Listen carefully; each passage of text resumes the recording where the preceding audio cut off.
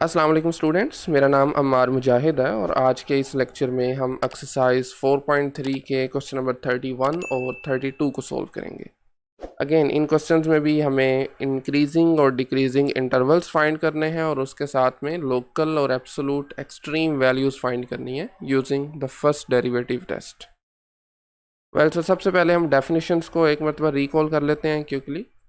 किसी भी फंक्शन, ये बेसिकली क्रोली है मीन वैल्यू थ्योरम की, जिसमें हमें कहा जा रहा है कि अगर कोई फंक्शन किसी क्लोज इंटरवल के अंदर कॉन्टीन्यूस है और ओपन इंटरवल के अंदर डिफरेंशिएबल है, तो डेरिवेटिव पॉजिटिव होने का मतलब है फंक्शन इंक्रीज करेगा उस इंटरवल में, और डेरिवेटिव नेगेटिव होने का मतलब है फंक्शन उस इंटरवल में डिक्रीज कर रहा है।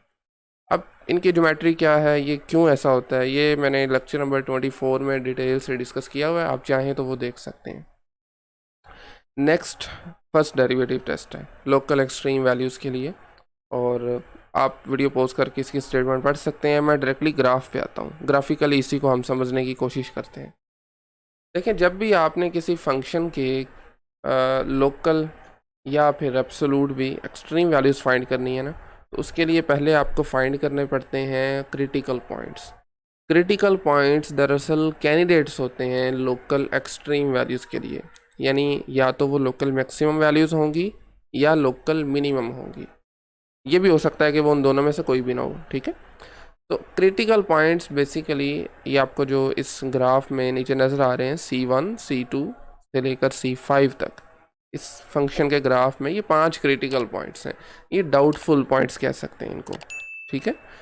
ये कौन से पॉइंट्स होते हैं? ये वो पॉइंट्स हैं जहाँ पर आपका डेरिवेटिव या तो सिफर हो या अनडिफाइन हो।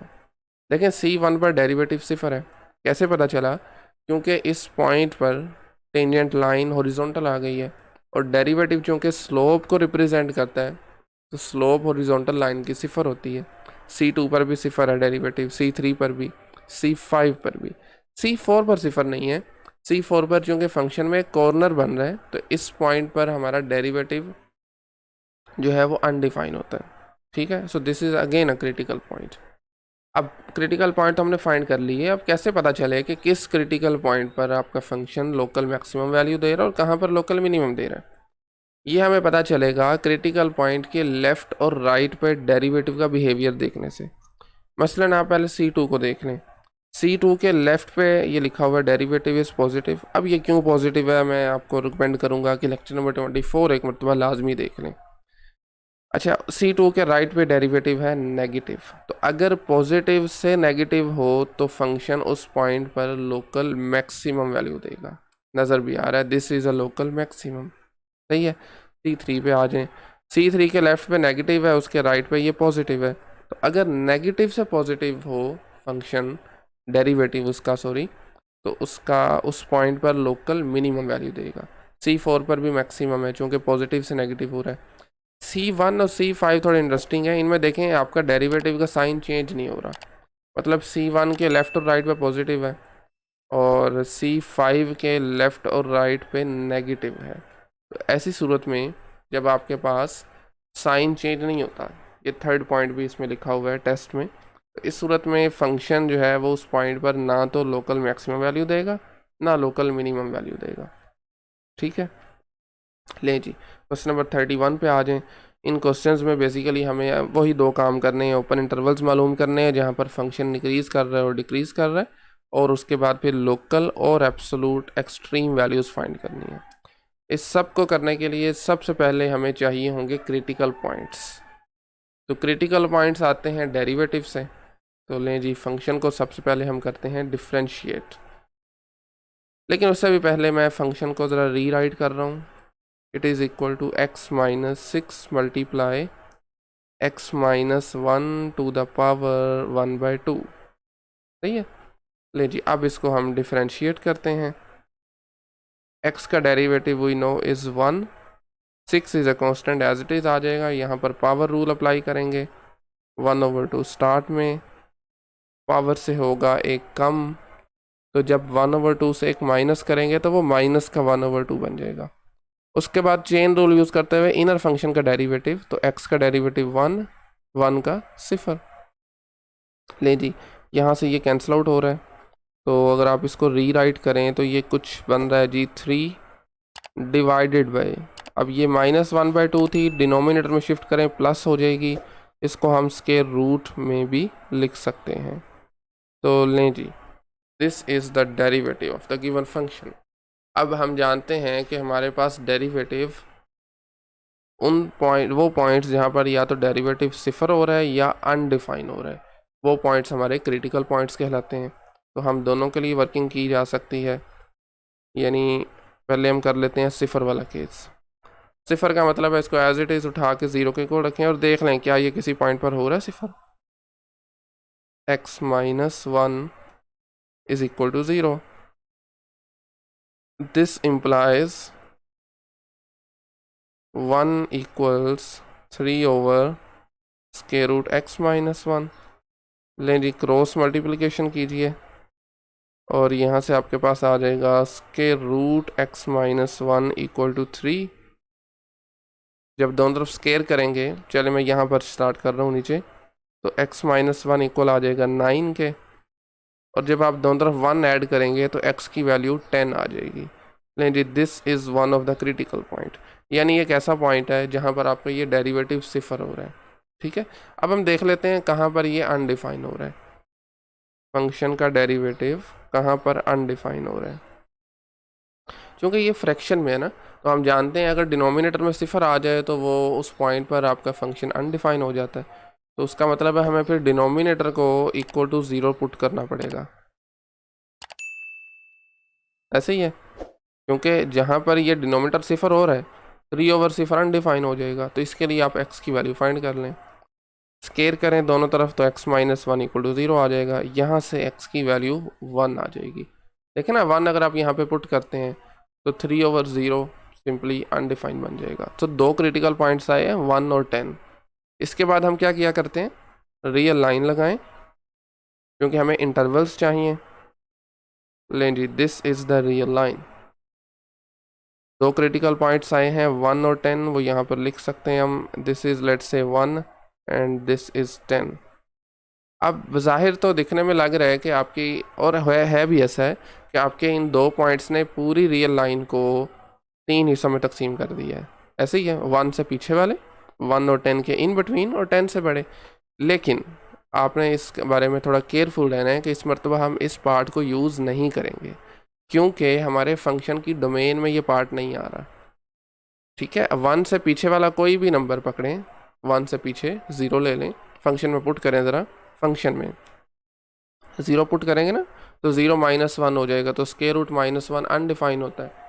तो बेसिकली फंक्शन की जो डोमेन है वो 1 से बड़े नंबर्स हैं। एक्चुअली में 1 भी इंक्लूड कर सकते हैं आप, और इससे बड़ा कोई भी नंबर। ठीक है, तो this is the domain of the function. इस वजह से हमारे इस केस में इंटरवल बेसिकली दो ही बन रहे हैं, 1 से 10 तक और 10 से ऑनवर्ड पॉजिटिव इन्फिनिटी तक। ठीक है, तो अब इन दो इंटरवल में से आपको एक एक रैंडमली पॉइंट पिक करना है। लेट्स से मैं यहाँ से 2 ले लेता हूँ और यहाँ से हम पिक कर लेते हैं, अच्छा डेरिवेटिव है हमारा x - 1, तो एक मिनट ज़रा, x यहाँ पर हम पुट करते हैं 17 पुट कर देते हैं। अब ये मैं आपको बताता हूँ मैंने क्यों 17 ही क्यों लिया, हालांकि आप कुछ भी ले सकते हैं। चलें खैर, अब इन नंबर्स को अपने डेरिवेटिव में हमें पुट करना है, तो वहाँ से हमें पता चलेगा डेरिवेटिव पॉजिटिव है या नेगेटिव है। तो डेरिवेटिव का आंसर आया था 1 - 3 ओवर स्क्वायर रूट x - 1। मैं इसको रफली यहाँ पर लिख देता हूँ ज़रा। लें जी, इसमें बेसिकली अब आपको 2 पहले पुट करना है, is equal to 1 - 3 divided by square root 2 - 1, जो कि 1 बनेगा। तो 1 - 3 का आंसर हमारे पास होता है -2, and this is less than 0। और उसके बाद फिर हमारे पास नेक्स्ट पॉइंट है 17। 17 को जब आप पुट करेंगे तो ये आ जाएगा 1 - 3 ओवर 17 - 1। देखिए 17 से कम करेंगे तो वो 16 बनेगा, इस वजह से मैंने 17 लिया था। 16 का स्क्वायर रूट होता है 4, तो ये आ जाएगा 1 - 3 ओवर 4। ठीक है, 3 ओवर 4 का मतलब है 0.75, और इसका मतलब है 1 में से जब माइनस करेंगे तो 0.25 आ जाएगा, विच इज़ ग्रेटर देन 0। तो इसका मतलब है कि इस इंटरवल के अंदर फंक्शन का डेरिवेटिव ग्रेटर देन 0 है। दैट मीन्स फर्स्ट इंटरवल के अंदर हमारा फंक्शन डिक्रीज कर रहा है 1 से 10 तक, decreasing on the interval from 1 to 10, और इस इंटरवल के अंदर आई मीन फंक्शन इंक्रीज कर रहे हैं चूंकि डेरिवेटिव पॉजिटिव है। ये जो अभी हम ऊपर क्रोली पढ़ के आए हैं, increasing on the interval from 10 to infinity। ठीक है, so these are the intervals of increasing and decreasing. अब हम बात कर लेते हैं हमारे लोकल और एब्सोलूट एक्सट्रीम वैल्यूज़ के बारे में। देखें, फर्स्ट इंटरवल के अंदर आपके पास कुछ इस तरह से है जी फंक्शन, ये रफ स्केचिंग है, मतलब डाउनवर्ड जा रहा है, और 10 के बाद से वो अपवर्ड शुरू हो गया। ठीक है, इसका मतलब ये है कि चूंकि यहाँ से ये ऊपर की तरफ जा रहा है, इसका कोई, इसने कहीं पे जाकर रुकना नहीं है। ठीक है, कोई बाउंड नहीं है इसका बेसिकली। तो दैट मीन्स इसमें दिस इज बेसिकली इंक्रीजिंग। हाँ, इसमें इसमें एक और पॉइंट देखा जा सकता है बेसिकली कि क्या ये अपवर्ड जा रहा है, इसकी रेंज फाइंड की जा सकती है हमारे इस फंक्शन के लिए। ठीक है, उसके लिए हम क्या करेंगे, पहले तरह अपने लोकल मैक्सिमम वैल्यूज़ देख लेते हैं, एब्सोल्यूट की तरफ बाद में जाएंगे। ठीक है, तो अभी जो हमने टेस्ट में चीज़ पढ़ी है कि 1 चूँकि बाउंड्री पॉइंट है, अभी हमने ऊपर ग्राफ में देखा था, मैं दोबारा आपको वहाँ पे ले चलता हूँ। फर्स्ट वाला बाउंड्री पॉइंट है, डेरिवेटिव है पॉजिटिव, फंक्शन होगा इस पॉइंट पर एब्सोल्यूट या लोकल मिनिमम, एब्सोल्यूट को भी छोड़ दें, आप लोकल की बात करें, लोकल मिनिमम होगा। ठीक है, और अगर इस इंटरवल के अंदर यानी ए के राइट पे फंक्शन का डेरिवेटिव हो लेस देन, तो ये मैक्सिमम हो जाएगा। बिल्कुल सिंपल सी बात है।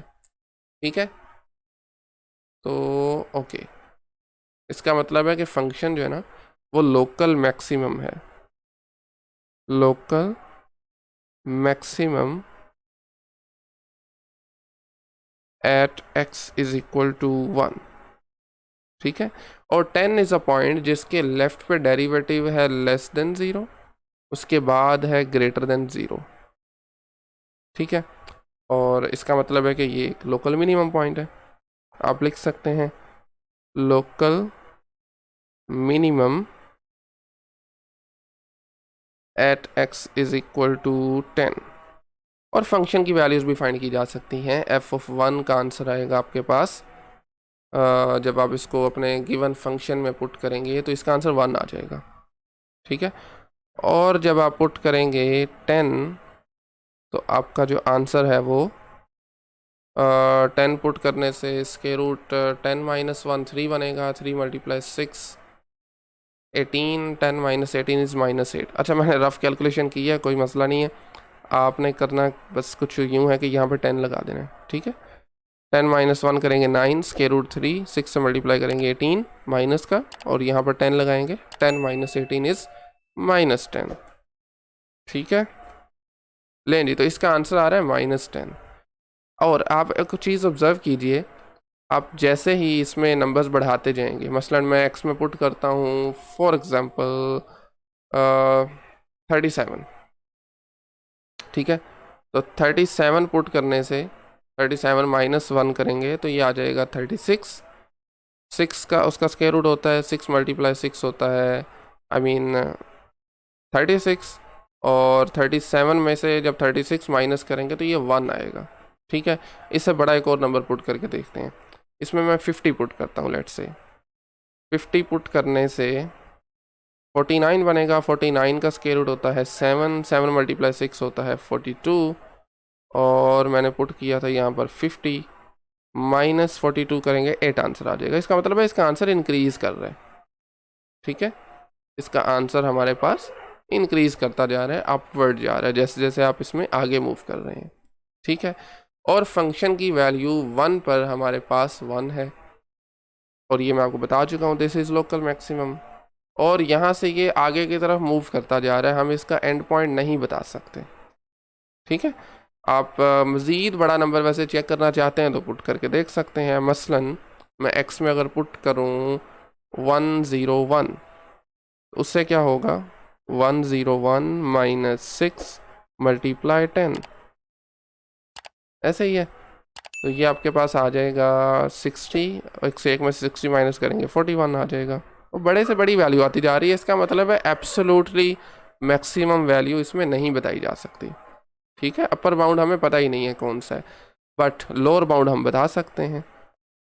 देखें ना, 1 पर बेसिकली फंक्शन यहाँ से नीचे की तरफ आ रहा है, इसके बाद इसने मज़ीद नीचे नहीं जाना, यहाँ से फिर ऊपर शुरू हो गया। तो इसका मतलब है इसके लोकल मिनिमम और एब्सोल्यूट मिनिमम दोनों यही वैल्यूज़ हैं। ठीक है, एब्सोल्यूट मिनिमम इसकी जो वैल्यू आएगी वो भी हमारे पास यही वैल्यू आ जाएगी। ठीक है, f of 10 is equal to -8। तो मैं बल्कि यहीं पे लिख देता हूँ, इसको थोड़ा सा आगे शिफ्ट करके, local and absolute minimum at x is equal to 10 and the value is -8. Okay sorry. So question number 32 last question है आज का। इसमें भी सेम काम करना है। सबसे पहले हमें अपने फंक्शन को डिफरेंशिएट करना है। 4 एज इट इज़ आ जाएगा। स्क्वायर रूट एक्स का मतलब है पावर 1/2 एक्स की। 1/2 को लिखें स्टार्ट में, 1/2 से करें एक कम, -1/2 बन जाएगा। देन -2x, 2 और 4 कैंसिल आउट हो रहे हैं, तो यहाँ से आ जाएगा simply 2/√x -2x। This is the derivative. अब हमें वो पॉइंट्स फाइंड करने हैं जहाँ पर हमारा डेरिवेटिव सिफर है, और वो पॉइंट्स जहाँ पर it the derivative is undefined. Okay, so सिफर के लिए आप इसको एज इट इज़ उठा के सिफर के इक्वल रखें ज़रा। 2/√x -2x equal to 0। ठीक है जी, यहाँ से आपके पास 2 कॉमन ले सकते हैं, या आप यूँ कीजिए 2/√x इक्वल टू 2x आ जाएगा। x कैंसिल आउट हो रहे हैं। This x power 1/2 cross multiplication कीजिए, दिस इज़ वी हैव 1। जब आप उधर लेके जाएंगे तो ये x की पावर बन जाएगी।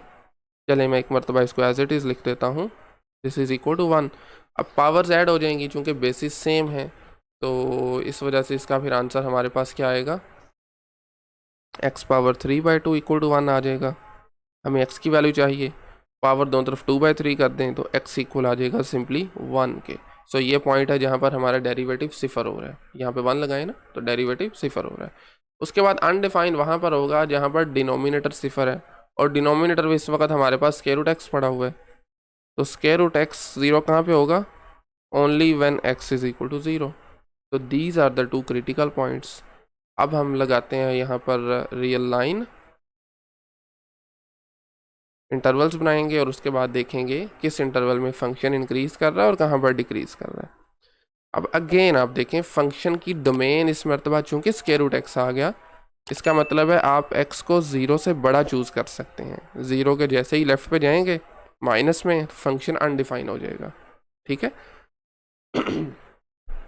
ओके सो इसका मतलब है कि आपने जो 2 क्रिटिकल पॉइंट्स फाइंड किए हैं 0 और 1, 0 से लेफ्ट पे तो आप जा नहीं सकते, तो 2 ही इंटरवल बचे पीछे, 0 और 1 तक, फिर 1 से बड़े नंबर्स। सही है, तो 0 और 1 के दरमियान से आप एक नंबर ले सकते हैं, हम 1/2 ले लेते हैं, या चूंकि हमने डेरिवेटिव में पुट करना है तो आप इसको बेहतर है कि 1/4 लें। सही है, वो अगेन वो कैलकुलेट करना ज़रा आसान हो जाएगा आपके लिए। आप इसको 1/4 पिक कर सकते हैं। 1 के बाद से हम ले लेते हैं 4। ठीक है, ले जी, इस डेरिवेटिव में दोनों वैल्यूज़ को पुट करें ज़रा। आई मीन पहले डेरिवेटिव एवेल्यूएट करें 1/4 पे। This is equal to 2/√of 1/4 -2 multiply 1/4। तो अब आपने खुद से ये कैलकुलेशंस कर लेनी है। ये तो खैर 1/2 बन जाएगा, यहाँ से नीचे 2 आ रहा है, ऊपर मल्टीप्लाई करेंगे 4 बन जाएगा। 4 - 1/2, 4 - 1/2 कर लेते हैं इसको। 4 × 2 8, 8 - 1 is 7, तो 7/2 इसका आंसर आ रहा है, विच इज़ बेसिकली पॉजिटिव। हमें पॉजिटिव नेगेटिव से ही कंसर्न है। अब आप पुट करेंगे 4 को डेरिवेटिव में, g prime at 4 is equal to 2/√x था, तो 2/√4 आ जाएगा, -2 × 4। So this is going to be 2. 2 over 2 is 1. 1 minus 8 is minus 7. This is negative. That means the function is increasing on 0 to 1. Okay, so 0 to 1. And the function is decreasing on the interval from 1 to positive infinity. 1 से onward function हमारा increase कर रहा है, ऊपर ही चलता जा रहा है. ठीक है, लें जी. अब आप यहाँ से क्या करेंगे, हम इसकी local maximum local minimum values find करेंगे. तो देखें, पहले हमारा डेरिवेटिव था पॉजिटिव, मतलब कुछ इस तरह से, उसके बाद आया वापस नीचे की तरफ. तो इसका मतलब है इसकी एब्सोल्यूट मिनिमम वैल्यू हम नहीं फाइंड कर सकते. ठीक है, क्योंकि ये नीचे की तरफ चलता जा रहा है. हाँ, इसकी लोकल और एब्सोल्यूट मैक्सिमम ज़रूर फाइंड की जा सकती हैं, जो कि ये वाली वैल्यू होगी. इससे बड़ी वैल्यू ना तो पूरे फंक्शन में है और ना ही इसके सराउंडिंग में इससे बड़ी वैल्यू है. ठीक है, तो 1 पर हमारा फंक्शन ना सिर्फ लोकल बल्कि एब्सोल्यूट मैक्सिमम वैल्यू भी दे रहे हैं. ठीक है, so you can write local as well as absolute maximum at x is equal to 1. और 1 पर अगर आप फंक्शन की वैल्यू फाइंड करना चाहते हैं तो फंक्शन में लगा दें ज़रा x की जगह पे 1, तो इसका आंसर आपको मिलने वाला है 6. ठीक है, देखें ना, फंक्शन में पुट करें ज़रा, 1 पुट करेंगे 4 बन जाएगा. 4 माइनस 1 5, सॉरी 4 माइनस 1 3, 3 प्लस 3 6. सही है.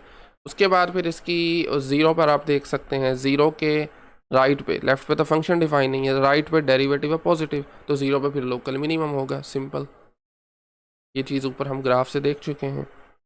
तो function attains its local minimum value at x is equal to 0.